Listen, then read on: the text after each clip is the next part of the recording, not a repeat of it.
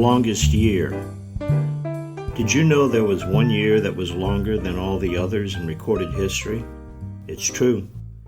The year was 46 BC, and it was 445 days long. Prior to that year, Rome and other civilizations relied on the moon for measuring the length of a year. The Roman calendar, which originated with the Greeks, consisted of only 10 months and 304 days. The remaining 61 days fell in the middle of the winter and apparently were not counted until March, when farmers started their growing season. The Romans called their 10 months Martius, Aprilis, Maius, Junius, and then 6 counting names: Quintilis for 5, Sextilis 6, September, October, November, December for 7, 8, 9, and 10. In 153 BC, the Roman ruler Numa Pompilius extended the year to 355 days by adding the months of January and February at the end of the year. Then, to adjust the lunar calendar to the actual length of a year, he created an extra month every other year, which added 22 to 23 days to the calendar. This biennial month was called Mercedinus, or Intercalaris. However, by the time of Caesar, Rome's lunar calendar was so seriously out of joint that the vernal equinox, instead of being March 21st, was March 11th. That 10-day discrepancy confounded both farmers with their planting and merchants with their contracts. That was the major reason Julius Caesar commissioned a new calendar that was based on the sun, not the moon. But he also wanted the year to begin right after the winter solstice, instead of March, when farmers started their growing season. So, he started the first year of his new Julian calendar with January and February, and added 10 days to correct the shortfall in the lunar calendar. Caesar had one last touch before he was finished, though.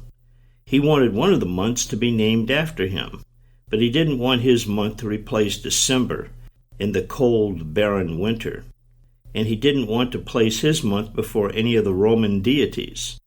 So he renamed the 5th month Quintilis, after himself. A few years after his new calendar was established, however, Julius Caesar was assassinated, and his nephew, Augustus Caesar, became the emperor of Rome. And he, following in his famous uncle's footsteps, renamed the 6th month Sextilis after himself. Augustus Caesar didn't like the idea of his month of August having one less day than July, so he took a day away from February so his month in the sunny summertime would have as many days as the great Julius Caesar's. There is one other noteworthy fact about Julius Caesar and his calendar.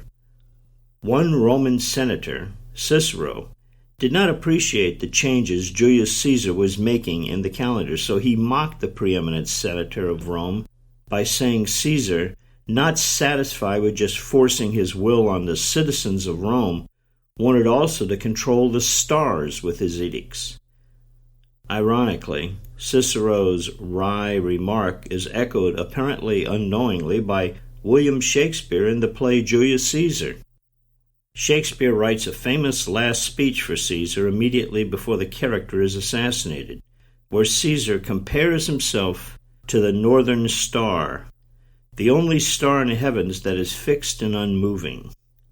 The irony is obvious. Caesar, who thinks he is immortal, who thinks his light will shine forever, utters his famous last words just before his light is extinguished forever. The final irony, though, may be that Julius Caesar is indeed right, and William Shakespeare is wrong. For like the northern star which shines to this day, the name of Julius Caesar is apparently fixed forever in the world's calendar as the month of July. You've been listening to the Bayou Picayune podcast. For more information and additional content, go to davidpearson.net or pick up my books, And Lead Us Not, and Bayou Da Vinci on Amazon or any other major online retailer. If you like what you hear on the podcast, please subscribe and give me a review. Thanks for listening.